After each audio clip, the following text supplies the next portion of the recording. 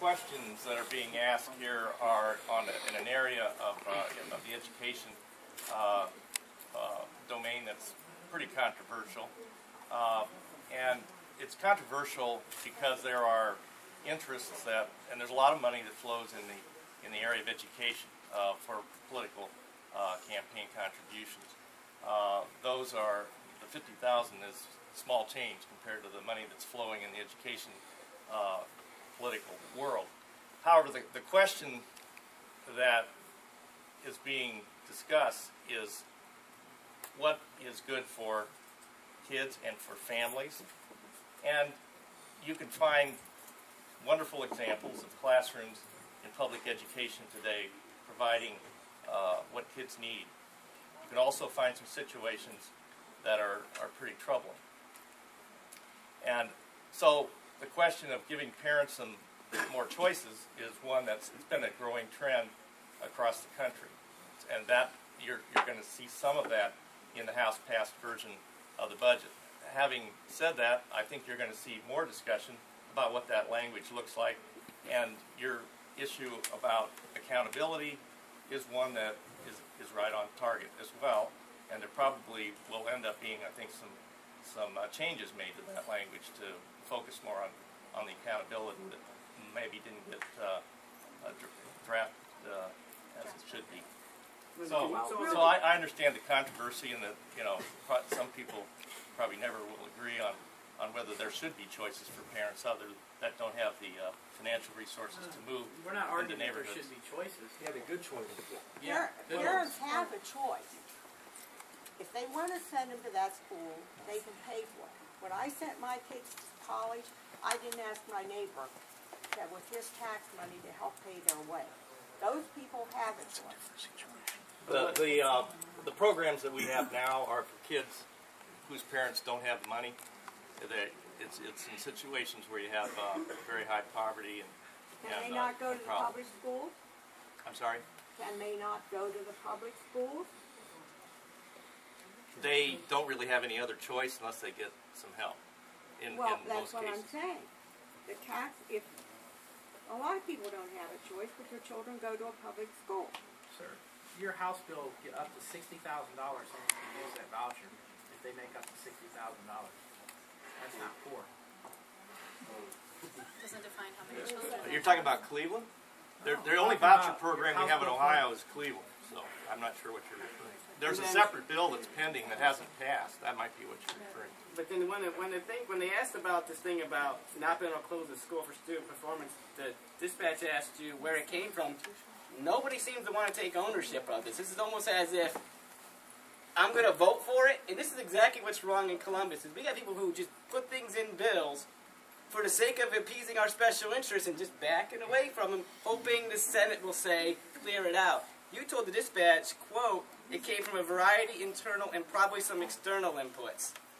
Well, I mean, I think there's a lot of external inputs, probably close to 50, 60,000 external inputs. If you don't mind me charging you as a young legislator, as a new legislator, it's pertinent to me and my information source that you get this information to me as quick as possible before the vote. So if you contact my office and we could discuss the proposed amendment, then that would be suitable for the circumstance. Representative Amstutz has mentioned in many cases that this is only step 2 of 4. We're still working with you. We're still listening to your concerns. We're still doing the things that we need to do to get where we can be at the best position by the end of the day. These aren't easy choices. It's not fun. And I think that we can all agree that in instant gratification America, we have 67,000 different types of jelly on the shelf at Walmart. I think it's understandable why parents should have choices in the schools that their children attend. I attended a public high school, and I will write home day in and day out about my wonderful education in Marlington High School. They did a phenomenal job. Louisville did a phenomenal job. There are areas in the state where children don't have options and they aren't in a well-performing school. And we need to provide those options. They may have the same amount of tax dollars assessed that they would be getting for a public school and just be allotting a choice for them.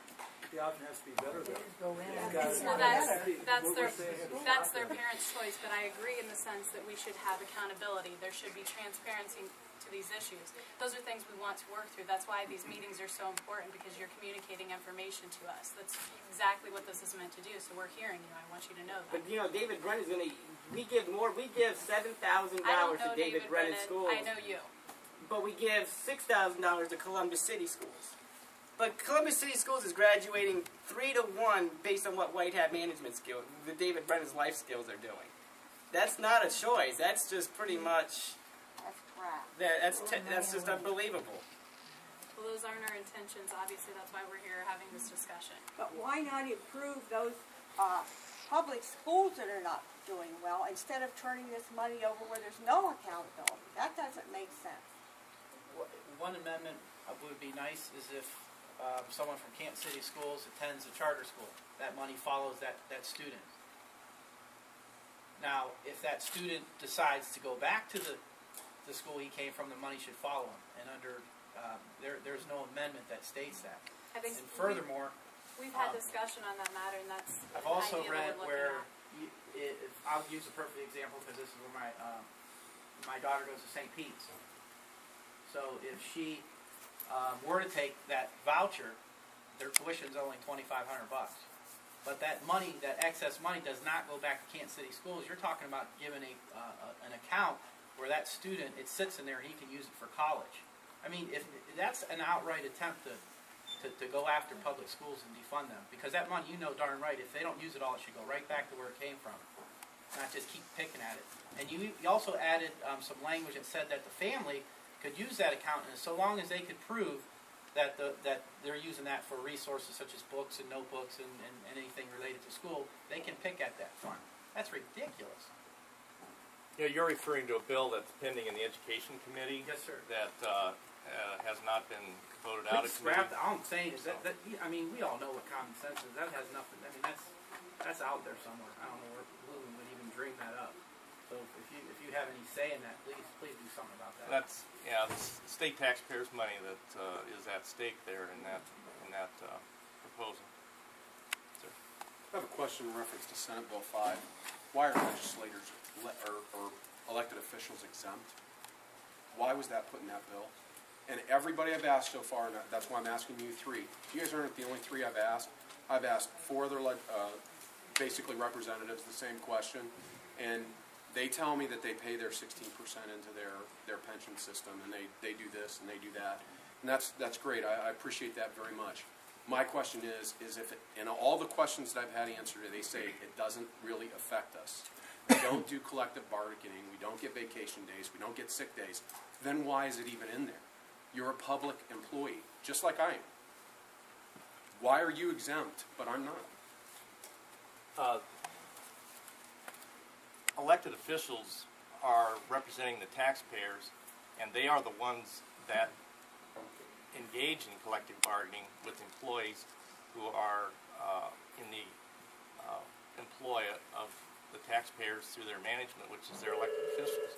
So it would be a direct conflict of interest for management to be under the collective bargaining requirements. The mandate to do collective bargaining in state law today, which will continue under Senate Bill 5, is on elected officials to sit down and bargain with their employees, and those employees are also required to engage, if they wish to, in that process. So there's